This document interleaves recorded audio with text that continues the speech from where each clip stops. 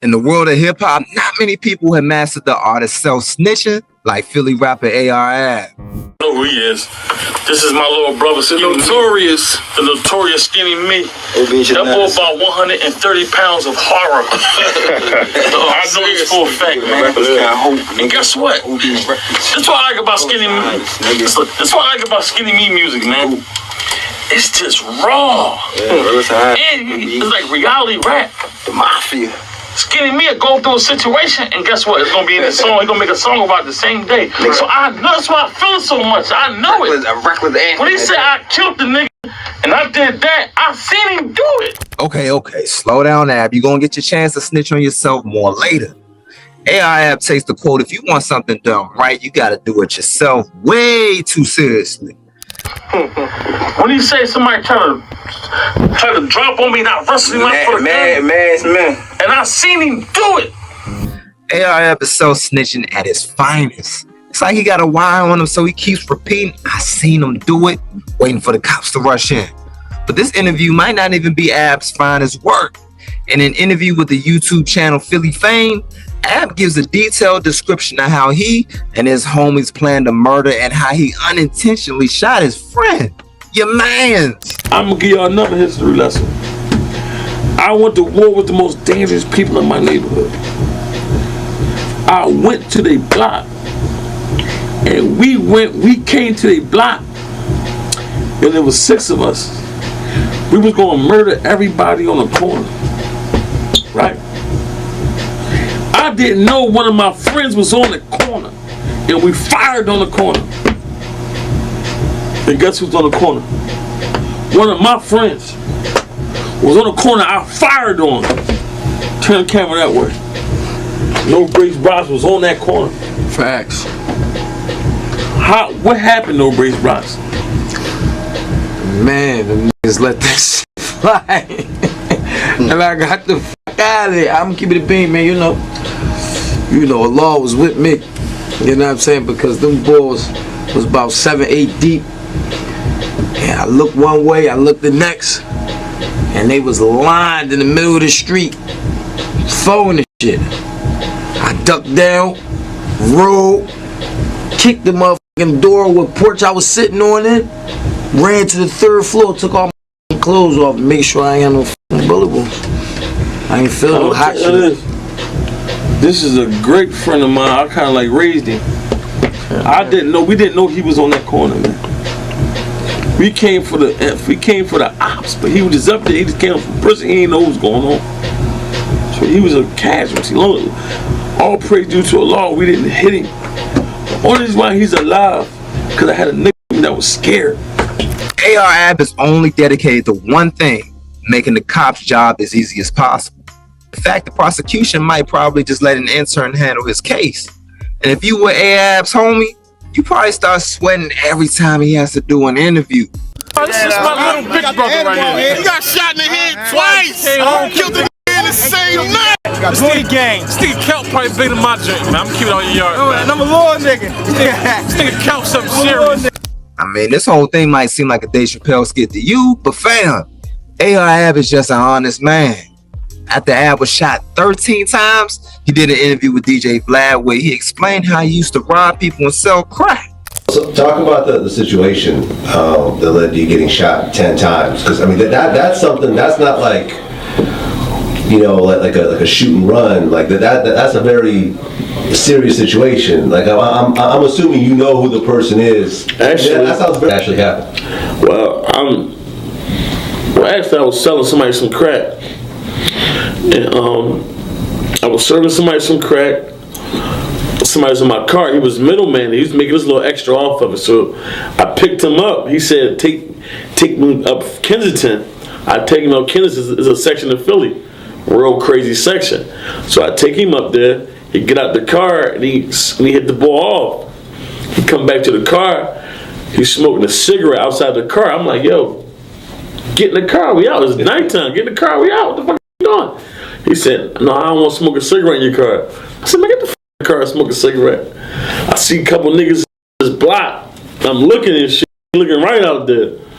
I said, "Get in the car." So We get in the car. I got my cousin in the front seat at the whole time. So I'm driving off, but I'm high. I'm drinking syrup. I had a couple Percocets, some Ciroc. So I'm just driving. I'm in my zone. I'm just talking a whole bunch of shit. So I'm talking to the nigga. I know the nigga baby mom. So I'm telling the nigga, yeah, you know, I know your baby mom. Like, he like, yeah, you know my baby mom? I'm like, yeah. I ain't telling him how I know her. So I'm like, damn, I'm telling him. So I'm driving. I get to the light. He's showing me the picture of his kid and his baby mom and shit. I'm like, man. So I turn around, I heard wah, wah, wah, wah, wah, wah, wah, wah, wah. So the whole top the behind me shooting me. I said, yo, what the f you shooting me for, yo? He leaning back.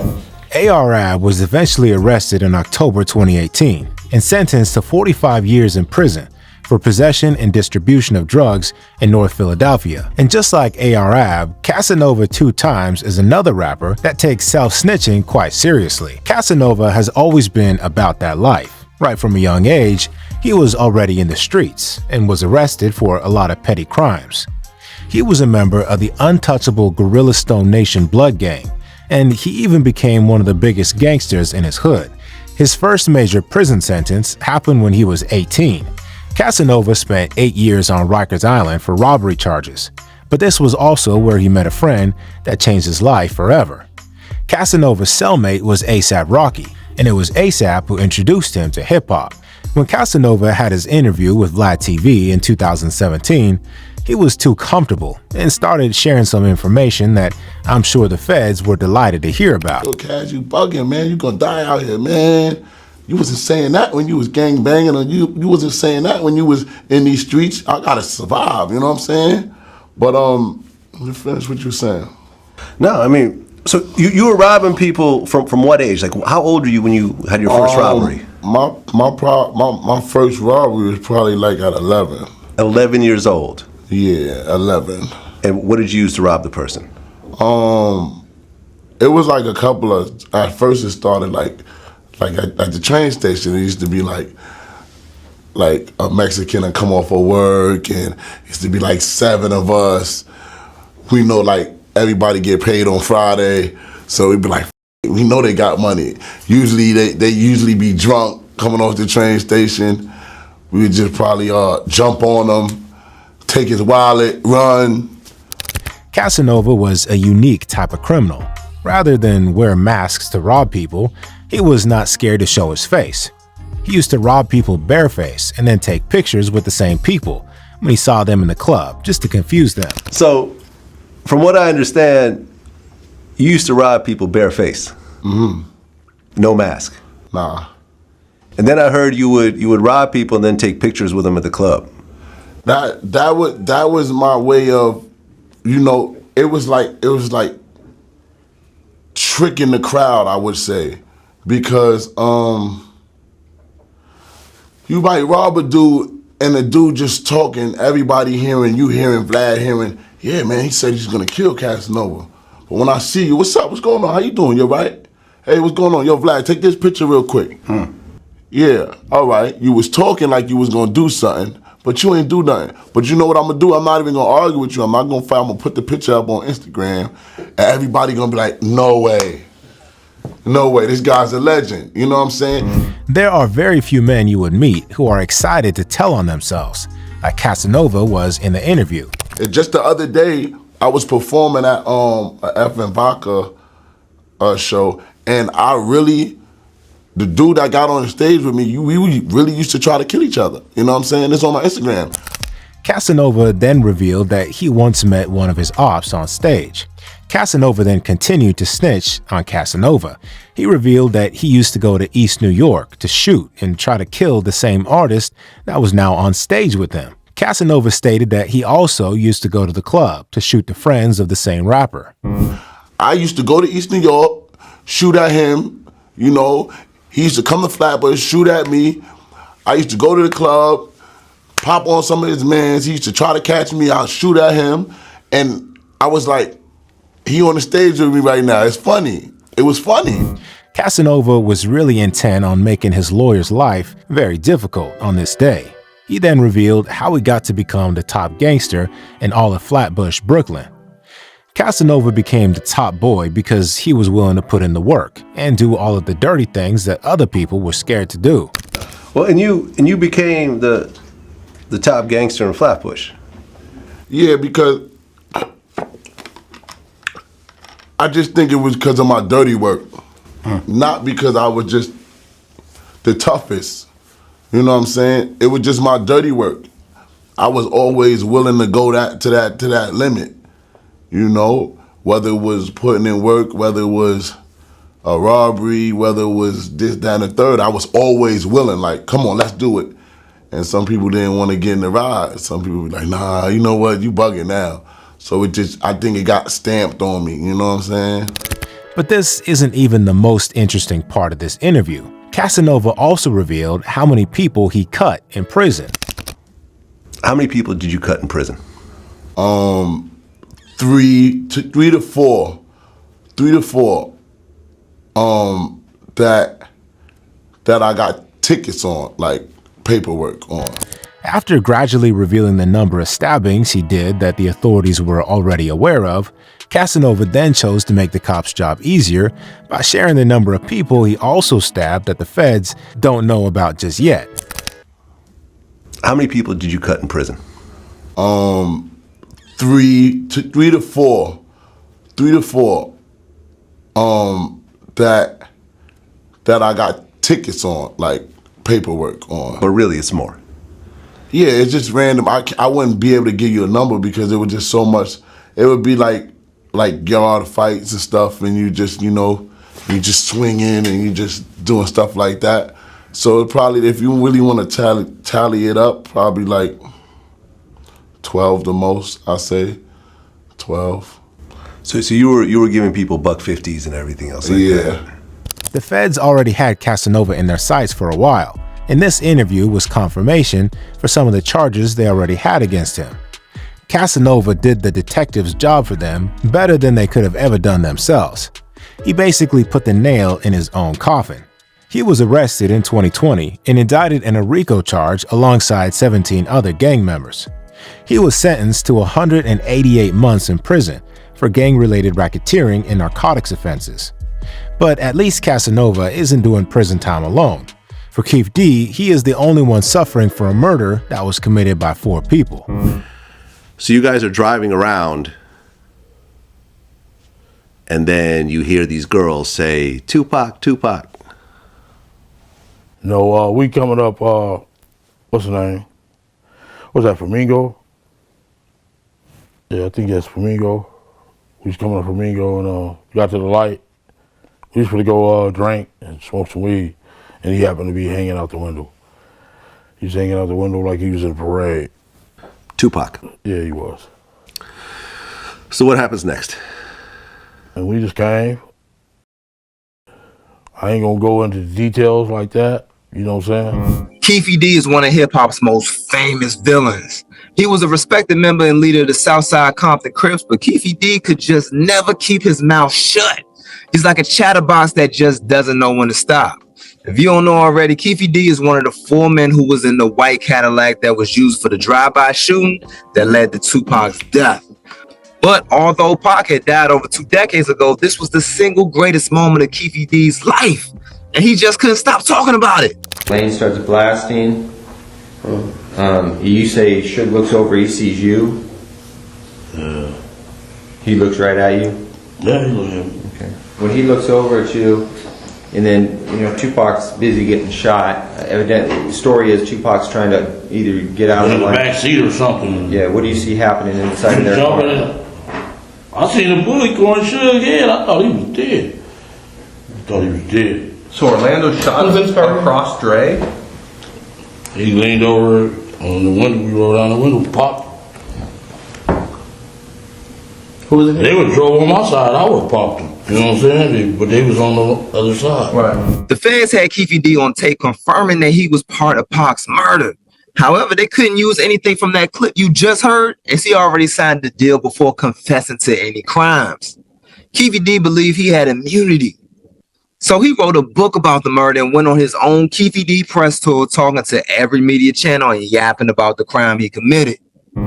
Well, in the book, you said that as you're driving up towards the BMW with Suge driving and Tupac in the passenger seat,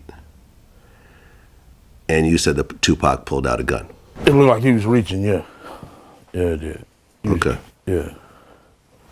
Did you actually see a gun? No, shit. Once he got to reaching, I got to ducking. So someone from your car That's what happened. started shooting at Tupac and Suge. Lane starts blasting. You say Suge looks over, he sees you. He looks right at you. Yeah, he looked at me. Okay. When he looks over at you, and then Tupac's busy getting shot. Evidently, the story is Tupac's trying to either get out In of the the back seat or something. Yeah. What do you see happening inside of their car? I seen a bullet going Suge's head. I thought he was dead. So Orlando shot across Dre? He leaned over on the window. We rolled down the window, popped. Who was it? They would drove on my side. I would popped them. You know what I'm saying? But they was on the other side. So how did you know Tupac and Suge was in the black BMW? He was hanging out the window. Tupac? Yeah. What was he doing? Shit, he had half his body out the window. Yeah. Just, that Bay Area shit. You know how they do. That weird shit. Like Ghost Rider whip. They just want to be flamboyant. You know what I'm saying? Want to be seen and shit. But you said the females was yelling Tupac's name, right? Yeah, once That's he how was hanging y'all out the found window. out they was in the court, right? Tupac, and he was, that's bullshit. A real motherfucker, he gonna be sitting down and set his ass down somewhere. You know what I'm saying? I'll be hanging out no window. Just want to be seen and shit. Right. So, What's up with that? So you and your crew, y'all on Flamingo and Koval, and y'all slowly pull up to Tupac and Suge in a black BMW. Tell me how that came about. We just took the gutter lane. Like we said, we pulled up to the little stoplight, and they was making a right. It was about 17 cars. We just pulled up in the gutter lane and seen their ass. And I first shot it, hit Big Boy in the head. I thought he was dead. Like, damn, he dead. Keefy D did so many interviews that it felt like he was teasing and baiting the feds to arrest him. What Keefy D didn't know is that the only thing the cops couldn't use against him was what he gave them in the investigation room. The feds confirmed that Keefy D's interviews provided the evidence that helped them reopen the case. This case had been reviewed multiple times by different investigators assigned to my section, but it wasn't until 2018 that this case was reinvigorated as additional information came to light related to this homicide. Specifically, Dwayne Davis's own admissions to his involvement in this homicide investigation that he provided to numerous different media outlets. Keefy D would have gotten away with the crime if he would have just kept his mouth shut. But what's the fun in that? I'm glad he kept yapping so we can get some justice for Pac's death. Keefy D was arrested on the 25th of September 2023, and he's still being held at the Clark County Detention Center. Hey Keith, Metro Police, come over here. Hey Metro Police, come over here, all right? Thanks, buddy. Come on over here. Appreciate your cooperation, okay? I'm gonna stand right here in front of the car. Yep, bud. Yep, we're going to put it down. I know, hang on. Put that down for a second, all right? You got nothing on your hooks?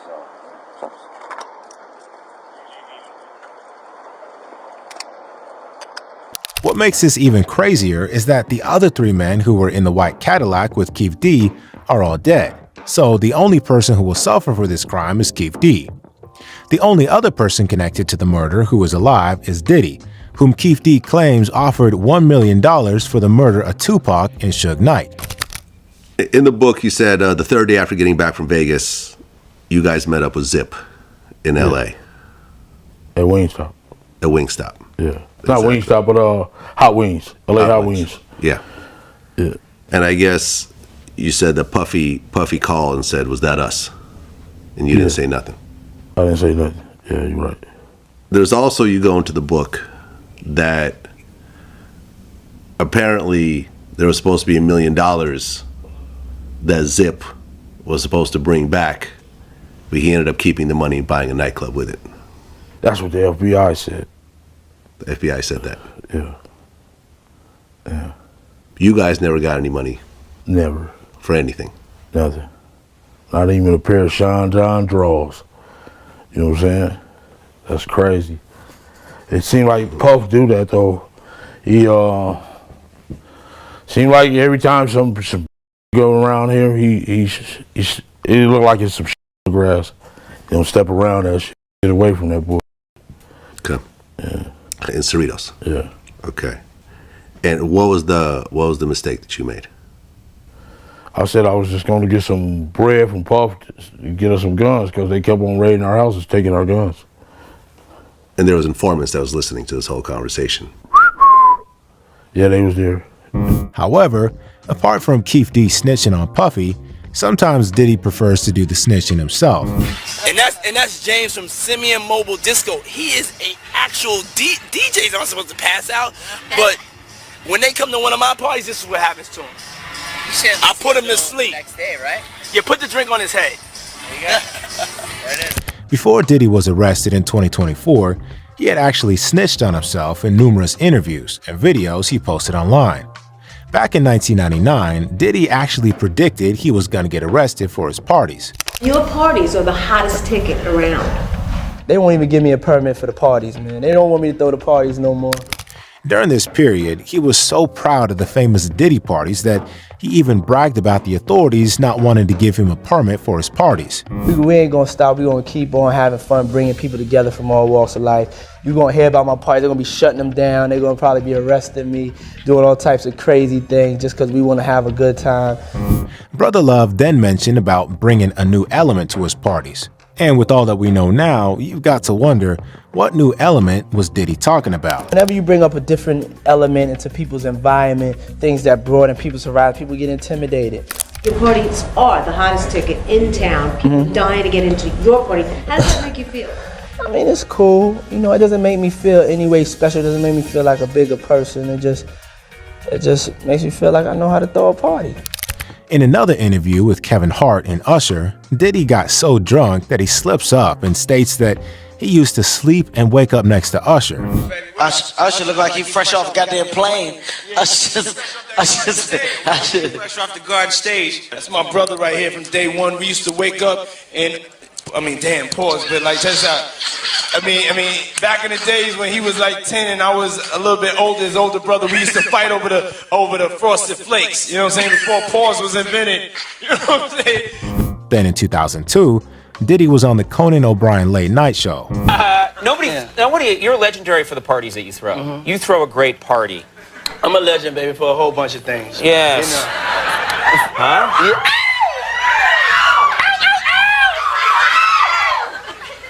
You got a live show, you got a live. I have a live show now, yeah.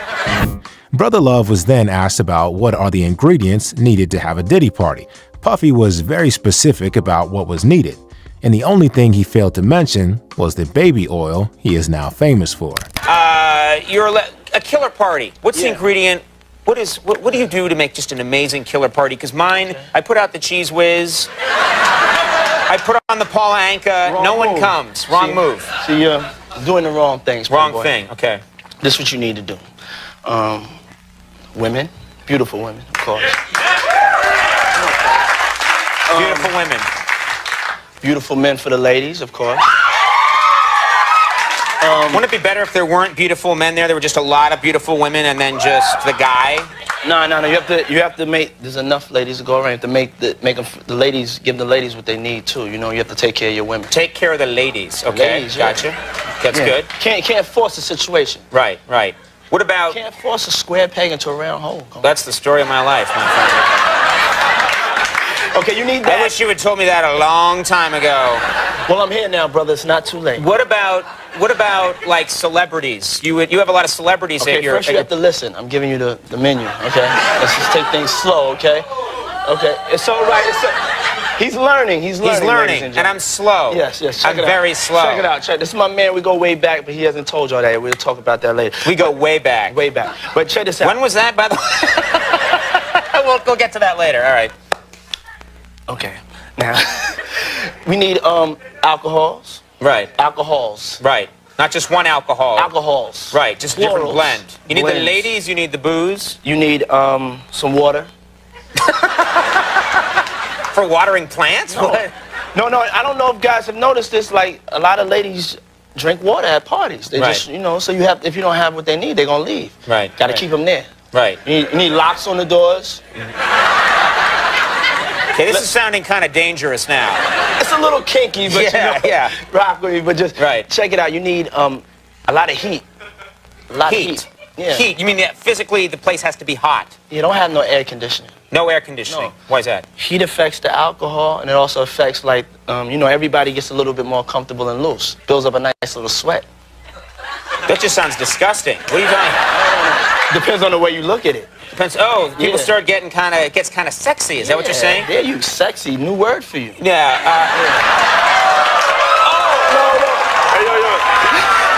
No, I wasn't saying. No, it was a new Sean, party. you're in my house now, you see. Please, you stumbled into my house. Please. It's okay. It's going to be fine. Okay, cool. Please let me finish. Okay. Please. You need some good music, and you need me, of course. Yes, you spice up the party. Diddy snitched on himself in several interviews. However, for some rappers, they actually get arrested while the interview is going on.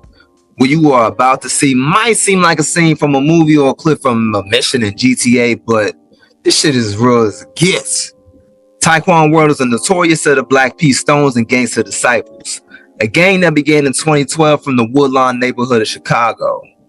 4 members of the set were doing an interview in 800 Hood back in 2022.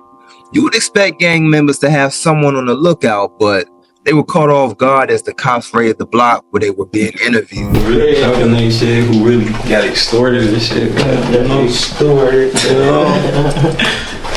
Y'all still talking to Lil Reggie? That's gang, that's family. Folks coming home. Just on the phone. Don't move. No one move. No one move. Bro, watch the front. Come watch the front. Come watch the front. Don't move. Yeah, these gang members aren't exactly the smartest. Stay right there. Right there. Stay right here, bro. Watch the front, guys. Watch the front. Watch the front. They ran. Traffic stop. Tree stop. 62, 61, 17. The rear of the building. While the cops already had a warrant for the arrest of these Taekwon World members, this next rapper decided to make the cops' jobs easier during his own interview.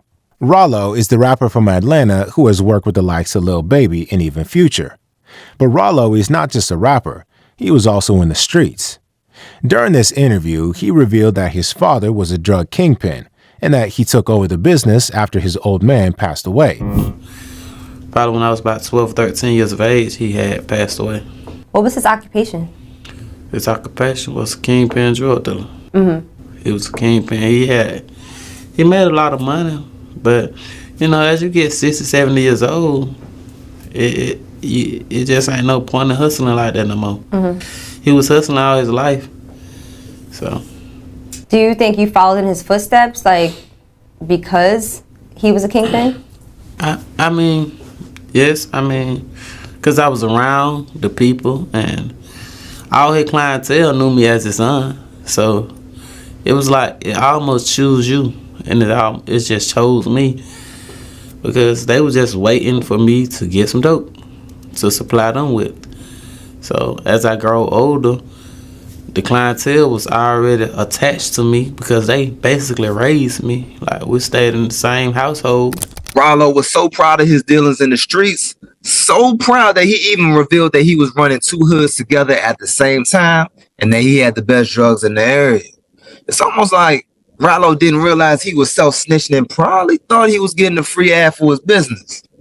I was the biggest drug dealer in the Bluff for a long period of time. I had the Bluff and I had Simpson. Like, they like 2 different neighborhoods almost, but they're in the same area.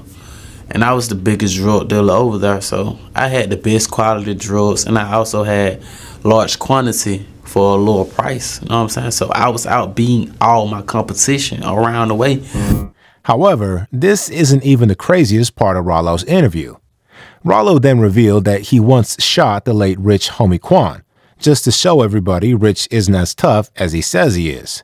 It was never my intention to come at him, because actually when they got the phone call leaked out on Facebook, my cameraman made a mistake and leaked that out. You know what I'm saying? He ain't make a mistake. He just wanted to be so popular and he was dying for fame. He leaked that out.